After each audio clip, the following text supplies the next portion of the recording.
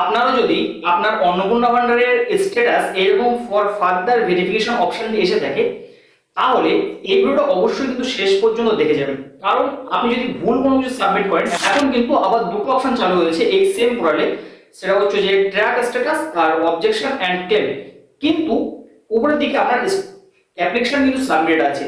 এখন আপনার করণীয় কি এবং এখানে কিভাবে সাবমিট করতে হবে নতুন ভাবে, এ টু জেড পোস্টে কিন্তু এই ভিডিওতে আপনাদের আমি একটু বলার চেষ্টা করছি। সর্বপ্রথম দেখুন, এখানে যদি আপনি অবজেকশন অ্যান্ড ক্লেমে ক্লিক করেন, তাহলে কিন্তু এখানে দুটো অপশন খুলে যাবে। একটা হলো যে অবজেকশন এগেনস্ট সামওয়ান, মানে আপনার প্রতিবেশী বা আপনি এমন মনে করছেন যে এমন কোনো ব্যক্তি আছে যারা টাকাও যোগ্য নয়, তারপরেও টাকা পেয়েছে, তাদের নাম ঠিকানা এখানে কিন্তু দিতে পারবেন। তারপরে আছে ক্লেম বাই অ্যাপ্লিকেন্ট, মানে আপনি যদি টাকা না পেয়ে থাকেন, আপনি ভাবছেন যে আমি যোগ্য ব্যক্তি তারপরেও আমাকে সরকার টাকা দেয়নি, তাহলে সেটার জন্য কিন্তু আপনি এখানে ক্লেম করতে পারবেন। তো আমি সেকেন্ড অপশনে ক্লিক করব। এবার এখানে দেখুন অ্যাপ্লিকেন্ট নাম্বার কিন্তু এখানে শো করছে। আপনার যে ডিটেলস আছে কোনো কিছু যদি আপনি চেঞ্জ করতে চান সেটা কিন্তু আপনি দেখে নেন। সর্বপ্রথম বাড়িতে কয়জন আছে সেটা কিন্তু আপনি চেক করতে পারবেন একের পর এক। এবং এখানে নিচের যে ব্যক্তি আছে ইনি হচ্ছে অন্নপূর্ণা পাবে, এর জন্য কিন্তু অ্যাপ্লিকেশন করা হয়েছে। এবং একটা কথা বলে রাখি এখানে কিন্তু, এবং তারপর আছে যে অ্যাপ্লিকেশন ডিটেলস ইনকারেক্ট, মানে আপনি ভুল কিছু এখানে সাবমিট করেছেন বা wrongly market ineligible application rejected, মানে আপনি ভুল কিছু মানে তিনটে বাড়ি আছে এমন কিছু সাবমিট করে ফেলেছেন, তাহলে কিন্তু নিচের অপশনটা ক্লিক করতে পারেন। তারপরে কিন্তু কি কারণে হয়েছে সেটা কিন্তু সাবমিট করতে হবে। এবং এখানে সব থেকে গুরুত্বপূর্ণ বিষয় যেটা হচ্ছে যে documents in support by claims. দেখুন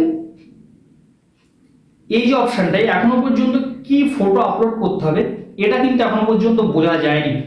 যদি আপনি কোনো ভিডিও দেখে বা কোনো কিছু দেখে মনে করেন যে আমি এটা সাবমিট করব বা অনলাইনে কোনো দোকান থেকে এটা সাবমিট করব, এখন কিন্তু এই ভুলটা কোনোভাবেই করা যাবে না।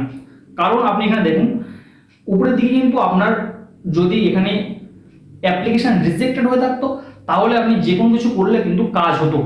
কিন্তু এখনো যেহেতু আপনার অ্যাপ্লিকেশনটা সাবমিট আছে, কোনো রকম রিজেক্ট বা আন্ডার ইন প্রসেসিং কোনো কিছুতেই কিন্তু নেই। শুধুমাত্র কিন্তু এরা বলছে যে পরবর্তীতে আবার কিন্তু ভেরিফিকেশন করে দেখবে। এখানে নিচের দিকে আপনি ফার্দার ভেরিফিকেশন মানে আবার নতুন করে কিন্তু ভেরিফিকেশন করে দেখা হবে। তো আপনার নিচে থেকে এখন কোনো কিছু করার দরকার নেই।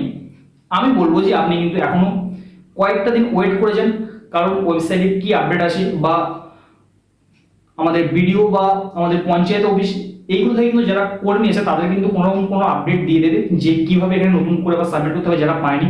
কারণ অনেক যোগ্য ব্যক্তি যারা কিন্তু এখনো পর্যন্ত টাকা পায়নি।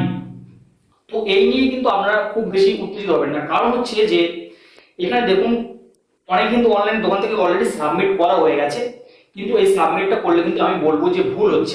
আপনার কিন্তু কয়েকটা দিন ওয়েট করে যাওয়া ভালো। কারণ হচ্ছে যে এখন কিন্তু এখানে ডিটেলসটা ক্লিক হবে এটা কিন্তু বোঝা গেছে, কিন্তু এই যে ফটো আপলোড করার জায়গাটা আছে এখানে আপনি আধার কার্ড, ভোটার কার্ড বা কি ধরনের ফটো আপলোড করবেন বা আপনার ঘরের ফটো আপলোড করবেন কিনা এই ধরনের কোনো বিষয় কিন্তু বিস্তারিত জানা যায়নি।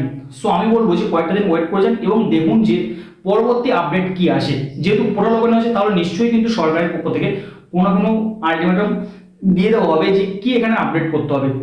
সো আই হোপ আপনাদের পুরো ব্যাপারটা আমি ক্লিয়ার বলতে পেরেছি। সো আজকের ভিডিও এই পর্যন্ত। যদি পরবর্তীতে কোনো রকম আপডেট আসে সেটা কিন্তু অবশ্যই ভিডিওতে আপনারা জানিয়ে দেওয়া হবে। সো চ্যানেলগুলো সাবস্ক্রাইব করে আমাদের সাথে থাকতে পারেন। সো আজকে এখানে জন্য দেখা হচ্ছে পরবর্তী কোনো ভিডিওতে। তখন যে ভালো থাকবেন সবাই, সুস্থ থাকবেন সবাই, আল্লাহ হাফেজ।